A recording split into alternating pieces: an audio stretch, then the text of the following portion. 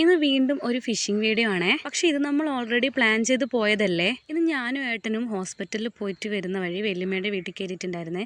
വല്യമ്മേൻ്റെ വീട്ടിൽ കയറിയപ്പോൾ വല്യമ്മ പറഞ്ഞു ഇനി എന്തായാലും ചോറൊക്കെ കഴിച്ചിട്ട് പോവാമെന്ന്. അങ്ങനെ ചോറൊക്കെ കഴിച്ച് ഇറങ്ങാൻ നേരത്താണ് ഷിതിയേട്ടൻ ഉച്ചക്ക് ജോലി കഴിഞ്ഞ് വന്നത്. അപ്പോൾ ഏട്ടനെ കണ്ടപ്പോൾ ഷിതിയേട്ടൻ്റെ മൂഡ് മാറി, നമുക്കെന്നാൽ വലയിട്ടാലോ എന്ന് ചോദിച്ചു. അപ്പോൾ ഷിതിയേട്ടൻ പറയുന്നത് കേട്ടപ്പോൾ ഏട്ടൻ്റെ ഉച്ച കഴിഞ്ഞ സമയത്ത് രണ്ടാളും പോയി വലയൊക്കെ ഇട്ടിട്ട് വന്നു. വലയെടുക്കണമെങ്കിൽ ഇവരുടെ മെയിൻ ആൾ വരണം, കുഞ്ഞാട്ടൻ വരണം. അപ്പോൾ കുഞ്ഞാട്ടനെ ജോലി സ്ഥലത്ത് നിന്ന് വിളിച്ച് വരുത്തി. അങ്ങനെ കുഞ്ഞാട്ടനും കൂടി വന്നപ്പോൾ അവർ 3 പേരും കൂടി വലയെടുക്കാൻ വേണ്ടിയിട്ട് പോയി. 7 മണിയാകുമ്പോഴേക്ക് എത്തുമെന്ന് പറഞ്ഞിട്ടാണ് അവർ പോയത്. പക്ഷെ അവർ വരുമ്പോഴേക്കും 10 മണി കഴിഞ്ഞിട്ടുണ്ടായിരുന്നു. ഇട്ട് വെച്ച് വല കൂടാതെ അവർ രണ്ടാമതും വലയിട്ടിട്ടുണ്ടായിരുന്നു. അതുകൊണ്ട് തന്നെ ഇന്ന് അത്യാവശ്യം നല്ലോണം മീനിനെ കിട്ടിയിട്ടുണ്ടായിരുന്നു. നമുക്ക് കിട്ടിയ മീനല്ലാണ്ട് വേറെ വെറൈറ്റി മീൻ കിട്ടിയിട്ടുണ്ടായിരുന്നേ. കാണിച്ചേരേ. ഈ മീനിനെ കണ്ടോ? ഈ മീനിന് പൊട്ടൻ മീൻ എന്നാണ് കേട്ടോ പറയുന്നത്. ഈ ഒരു സാധനം കാണാൻ കരിമീൻ പോലെ ഇല്ലേ, ഇതാണ് പ്രാച്ചി. ഒക്കെ നമ്മൾ ഇതിന് മുമ്പ് എടുത്ത വീഡിയോയിൽ കണ്ട സെയിം ടൈപ്പ് മീൻ തന്നെയായിരുന്നു.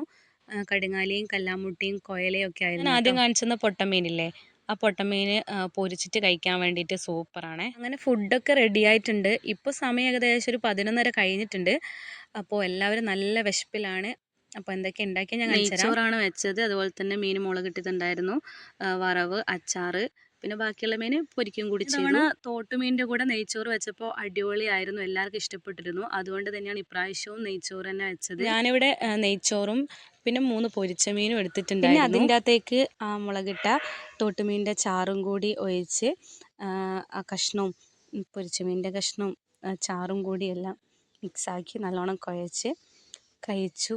അടിപൊളി ടേസ്റ്റാണ്. തോട്ടുമീൻ കിട്ടിയാൽ നിങ്ങൾ ഇതുപോലെ ഉണ്ടാക്കി നോക്കണേ. അപ്പോൾ ഇന്നത്തെ വീഡിയോ ഇത്രയേ ഉള്ളൂ. വീഡിയോ ഇഷ്ടപ്പെട്ടാൽ ലൈക്ക് ചെയ്യുക, കമൻറ്റ് ചെയ്യുക. അപ്പോൾ ഓക്കെ, ബൈ.